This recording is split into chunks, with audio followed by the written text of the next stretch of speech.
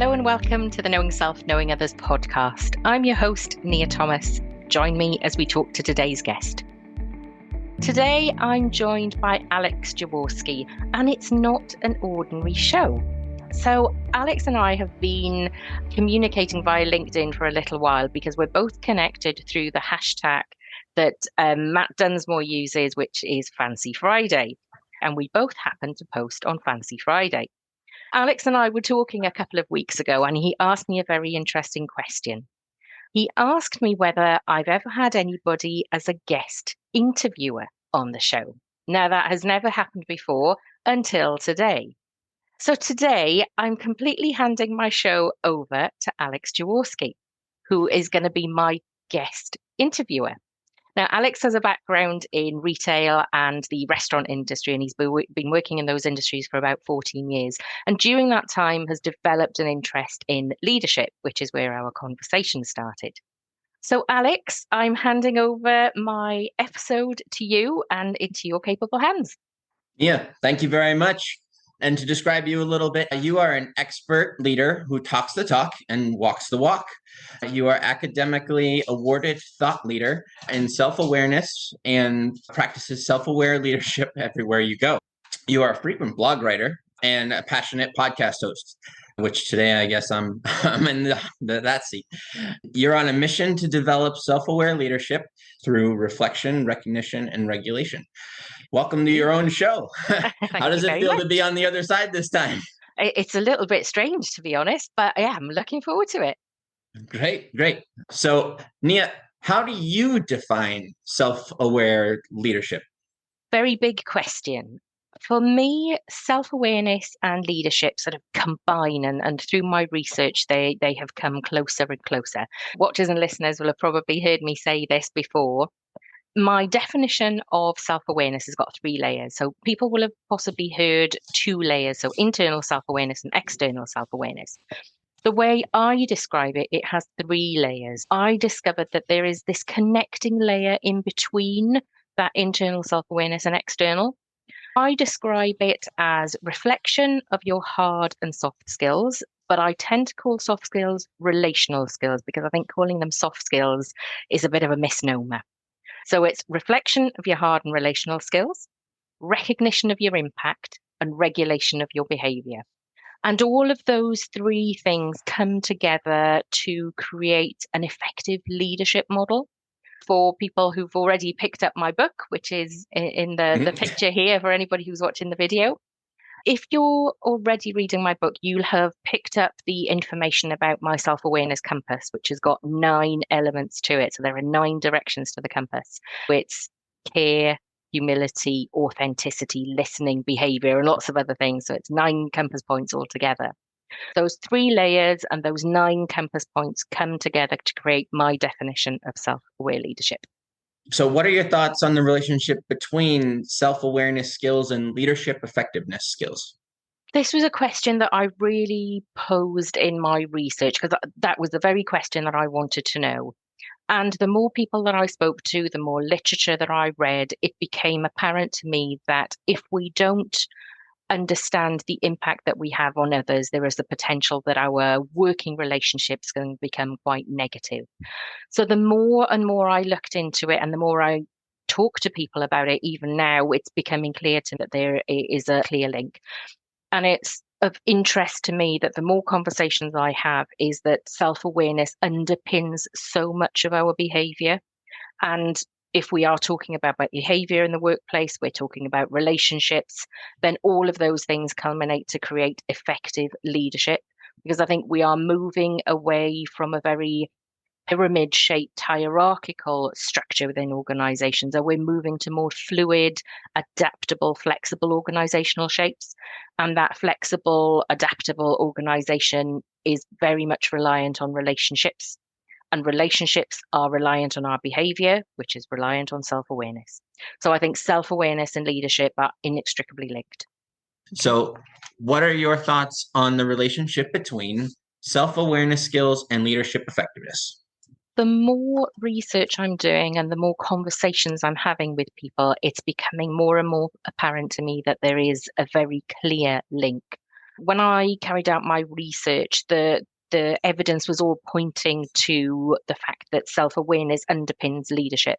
And if you think about how we work and how our working world is changing from that pyramid-shaped, very hierarchical structure of the industrial paradigm to the knowledge paradigm that we're now moving into, where organizations are more fluid and adaptable and flexible, relationships underpin everything. And if our behavior underpin relationships, then self-awareness underpins behavior. So for me, there is a very clear link between self-awareness and leader effectiveness. And the more conversations I'm having about self-awareness and self-aware leadership, particularly, the more I'm discovering that self-awareness underpins many things within our working world. When we're thinking about diversity and inclusion, it is underpinned by our self-awareness. When we think about communication, it's underpinned by our self-awareness. So I think this conversation about the link between self-awareness, I think self-awareness really is a foundational element to our behavior. Okay. In the industrial paradigm in which we are now moving out of, organizations were very hierarchical. So you had a very senior person at the top, and you had the people at the bottom of the organization where the pyramid became widest. And those individuals at the bottom of that pyramid were far less involved in making decisions. All of the thoughts, the blue sky thinking, and the decisions were made at the top of the organization, and they were pushed down, and people at the bottom were told what to do. This in this knowledge-based paradigm that we are shifting into, we are all far more vested and included in the decisions that our organizations are making. We have needs around having visions, missions, and beliefs aligned with the organization that we work in. We need to be more involved in the decision making of the organization, the strategy of the organization. Whereas in the industrial paradigm, it was, we tell you what to do and you do it. Whereas that doesn't sit well within organizations now. We are moving away from that. So that need to have very effective relationship and good communication within an organization is becoming increasingly important. The Knowing Self, Knowing Others podcast has a new feature. You can now send a text message directly to the show. Check out the show notes in your favorite podcast player, and in the top left of the notes, you'll see a link to Text the Show. Click on it to be taken to your messaging app and send a text directly to Nia and this week's guest. Join the community and be a part of our learning journey. Yeah. Okay, so do you believe that effective leaders can be found on all levels in both the knowledge and the industrial hierarchies? Leaders at all levels is something that I'm really interested in. If we think about the industrial paradigm and the shape of organizations, leaders may have been within the different layers of organizations, but they weren't empowered. They weren't given the opportunity to speak up. Now, as we move into this knowledge paradigm where what we know, what we think is shared within organizations is becoming far more important for us to be able to identify our leaders at different levels and to empower them, to give them a voice, because we need to hear what those experts at different levels of organizations are saying. So to answer your question very simply, yes, I think we can find leaders at all levels of organizations. But I think as leaders, we have to make sure that we empower people and open those opportunities up for people, that if they have leadership traits, no matter how small they are given the opportunity to test them out, to practice them, and to grow and nurture them. Very good. So do you believe that all the leaders on all those levels have similar self-awareness skills? No, I think self-awareness is related to an individual. So the fact that you have leader within your job title, I don't think that is suggestive of somebody who is self-aware. We often talk about leadership and we talk about management, and we know that leadership and management are different things. Sometimes within a role, you have to do both things. But I don't think doing both things is necessarily synonymous with self-awareness, because we talk about people like Elon Musk and Steve Jobs, who were at the very pinnacle of organizations. They were mavericks, they are mavericks, and they have phenomenal technical ideas, but their ability to establish personal and human relationships is something that we all hear about within the press, that they are not particularly effective. So I think the fact that you are a leader in an organization, a senior manager in an organization, does not necessarily mean that you have high self-awareness. All right. So I'm going to go off topic a little bit here, but in a hierarchical structure, how far down the pyramid in terms of like, I don't know, title levels, do you think you need to have enough self-awareness to communicate? I think you need to have self-awareness at all levels, because unless you are working in an organization where you don't work with any other humans, then self-awareness matter. But anywhere where you work, where you're working alongside another human being, you need to have self-awareness. Because as I said, if self-awareness underpins our behavior, behavior underpins our relationships, and relationships make the world go round. I think the level you are in an organization, your role or your position, that doesn't matter, because good relationships and good communication are all required. Do you believe that leaders at the most strategic levels have greater self-awareness than leaders at other levels? Well, this is an interesting question. And when I went into my research, I thought the answer was going to be yes. So the literature that I reviewed in the main identified that people at the most senior level of organizations were the most self-aware, or people in training to take on those roles. If you read my book and you read my thesis, you will see that I've reviewed many pieces of literature that talk about that. The people who are at the most strategic level have more self-awareness. But within my research, when I was talking to people, they were telling me the absolute opposite. What they were identifying is that as people get nearer to the top of organization, those pyramid structures that we've been talking about, that people seem to leave their self-awareness behind. And the conversations I've had have suggested there may be lots of different reasons for this. It might be that because we get further away from the people who are working operationally, that we don't have that detailed knowledge of what happens on that shop floor and at that operational level. Or it might be that we have this idea that we've gone far enough up the ladder now that we don't need to worry about other people's opinions. There are different schools of thought around why this may be happening, but not necessarily is what we are saying. There are definitely examples of people who are at very senior levels in organizations who are very self-aware. But the feedback that I'm getting is that generally this is not a correlation. Do you have some examples of companies on both ends of the stick that you maybe could share?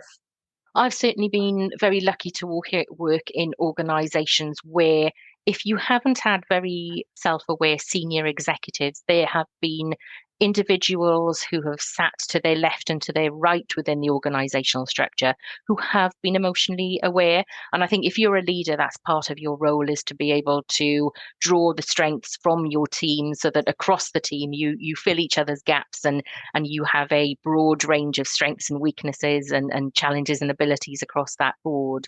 So I think I've been lucky, but I've certainly observed others within organizations who are very highly technical and struggle to really step into that emotional zone. So they are not able to understand the challenges that people have if they are in a difficult emotional situation at home. Maybe they have caring duties or elderly relatives at home or early bereavement. You can't put that at the door when you walk into work. And there are individuals who are unable to really understand the human impact on the world of work for the life that we have outside of the world of work. So I've seen both elements, but I think that example that I gave of balancing up where you have less self-aware and more self-aware people on a team, I've certainly seen that working very well. Do you think the generational gaps have anything to do with the effectiveness of leaders, or the self-awareness, like their own personal self-awareness? Do you think the generational gaps, like Does Gen X have different self-awareness than millennials? I don't think that I'm hearing differences within self-awareness. I think there are differences between individuals' needs, values, and beliefs within the world of work. But I think I'm probably quite troubled by the conversation that's happening about the different generations. I was talking to Matt Dunsmore only a couple of weeks ago about the challenge where I think we will have around 5 generations in the world of work at any one time, which is the greatest number of generations that we've ever seen. And I think to talk about generations differently just adds fuel to the fire that we have ageism in the world of work. So for me, I would rather talk about individuals and how individuals' behavior impacts relationships and how the underpinning self-awareness impacts behavior and relationships. I'm not seeing a generational issue. My experience is that age grouping is less helpful to us than if we get to know individuals and their specific needs and their values and their beliefs. So tell us more about your book and the inspiration behind it. Why did you relate self-awareness as to a journey on a superhighway? Okay, so I promised myself that I would write a book when I finished my doctorate, because one of the things that I wanted was to make my doctorate useful to people. And an academic work of 90,000 words is of limited interest to people within the business community. So I set about translating my doctoral thesis into a business book that was useful to people. That was the main driver behind my book. Why is it called the Self-Awareness Superhighway? Good question. The more people that I've spoken to, it's become very clear that self-awareness is a journey. It's not a one and done. And every day we are experiencing different things. So we will come across different people. We will work in different organizations. You will have external factors such as COVID and cost of living crisis that will change the environment we are living in. And we are constantly having to renew our acquaintance with ourselves. That the self that we knew yesterday might be different tomorrow because we've had a different life situation happen. I talk about births, deaths, marriages, moving house, divorce, etc. All of those things change us. And then if you think about all of those things next to people in our world of work who come and go, we have to get to know ourselves right alongside these new situations. That means we are on a constant journey. But the superhighway part is about, it's not just an ordinary road, it's not just an ordinary journey, because if we are looking down and we are in traffic and we are looking at the road ahead, we might miss all these signals that colleagues and people are telling us around us, and we'll miss that feedback that's coming from around us. A self-awareness superhighway is this elevated position where we really have a better 360-degree view of our lives and the views that others have around us and the impact that we're having on other people. So the superhighway is a different kind of road. It's not your common garden road that we travel on every day. It's a road that we have to turn off and be very specific in journeying along that road, because it's a road that we have to pay attention to. It's a journey that we have to explore, that we have to be very mindful of who's around us and the impact that we are having. So as a superhighway, the first word that comes to my mind is quick and fast. You relate it to more as direct. So is there a difference between the two in your opinion, or is it just that it's constant and that's more of what the superhighway part is all about? Well, I think the superhighway is different for everybody. If you're reading my book and you think that a superhighway looks like that, that might be what your journey of self-awareness is aligned to. For me, when I think about a superhighway, it's a big expansive highway, which means I can see for miles, that it's high off the ground and I've got a good view of the ground below, so I can see the trees, I can see the city, I can see lots of vistas in the distance. So that's what it looks like for me. But that doesn't mean that might not be what it looks like for you. So it might be that the speed of the traffic on that highway might be something quite relevant to you. Something that I would really want readers to take away is that your superhighway looks like whatever you want it to be. And the vehicle that you're journeying could look something quite different to mine. So what are some of the example skills and behavior that you personally associate with self-awareness? As I mentioned at the beginning, there are 9 points to my self-awareness compass. And these 9 points were things that people were either saying repeatedly or was coming out of the literature repeatedly. The very first direction of my compass is care. Care is something that is described to me as leaders care, but it's also something that is described as leaders don't care. So, what also became very apparent to me when I was doing my research is that people describe things by what they are as well as what they are not. And often we can describe what something isn't more succinctly than what something is. So, when we are talking about care within leadership, it's sometimes easier for people to say, I know when a leader doesn't care, because when care is apparent, it happens around you and you don't necessarily notice. But when it disappears, you know what that feels like. So when you have a leader who doesn't care, you feel left out, you feel like your voice isn't being heard, you aren't given an opportunity to be involved in decision making.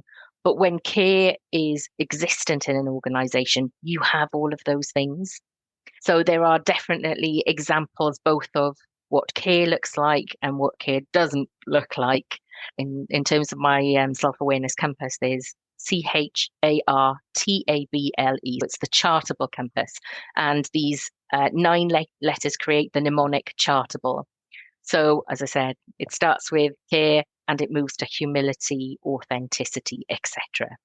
So I think when we're thinking about authenticity, it's about doing the things that we say we're going to do. It is about being open when we don't know the answer to everything. It's about asking for help from others. And when you don't have authenticity within your organization, none of those things are apparent. It's both what we do and what we don't do are the things that suggest to others, are we caring? Are we authentic? Are we humble, etc.? So if someone was starting from absolute zero, which of the 9 compass points do you think is critical to prioritize first and why? That's a really good question. One of the things that is really important is that we understand ourselves to work out where we need to journey on our self-awareness superhighway. I've created a self-awareness assessment quiz that will help people to understand which of the 9 directions they need to travel. I wouldn't suggest any of those 9 points until I'd had a conversation with somebody and we had worked through which of those 9 directions they felt that would be most helpful for them to travel. I think in terms of somebody who's starting from scratch, you need to do that work to identify your own reflection. So to do that first layer of the self-awareness definition, so reflection of your hard skills and your relational skills, you need to do that. Mm-hmm. You need to understand your impact on others, to do that element of recognizing your impact. And you need all of that information to help you work out which direction of the self-awareness compass you need to move. So for me, one of the directions that I always need to move in is listening. Because as an introvert, we sometimes struggle to find the gap in the sentence to be able to come in and share our point, which sometimes makes it sound like we're not listening.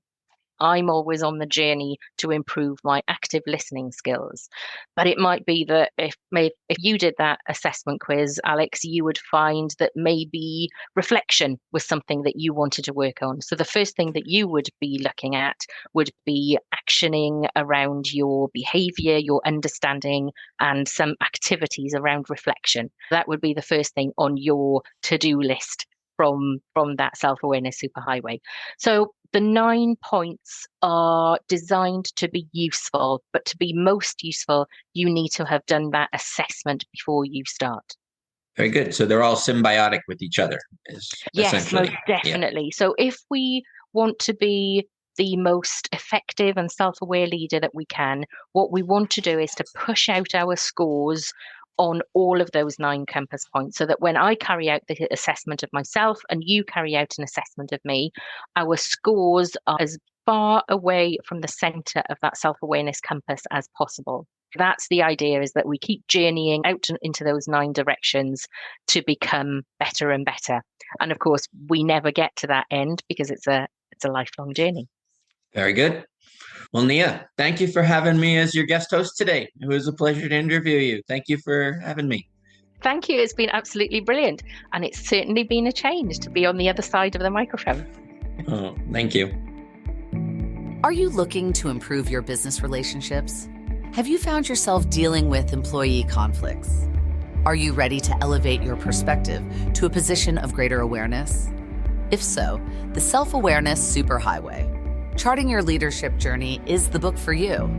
Here's just a fraction of what you'll learn: what self-awareness is and why it's critical for your reputation, how increased self-awareness will boost your business relationships, how you can leverage self-awareness to excel in your leadership, practical steps to develop your self-awareness skills, how you can capitalize on constructive feedback from others, how you can be at the forefront of people centricity in the hyper-digital age. Even if you focused on only one development tool to move in one direction on your superhighway, you'll have achieved growth worth more than the price of the book.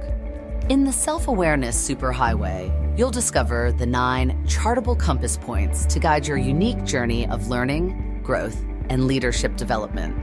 Explore the directions of care, humility, authenticity, and more to map your journey from just leading to self-aware leadership.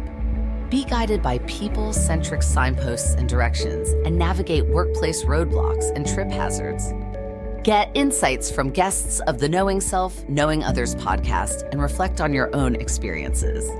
Recognize your impact on others and explore your opportunities for change based on informed choices and expanded awareness. You can buy your copy from Amazon, Waterstones, Barnes & Noble, Foyles, Blackwell's, and other good online and high street bookstores. Grab a coffee, find a comfy chair, and dive in. Thank you for joining me on today's show, where we discuss self-aware leadership with thinkers from around the globe. If you want to make sure that you keep in touch with what's going on in the world of self-aware leadership, head over to my website and sign up to my newsletter. Looking forward to having you on my learning journey.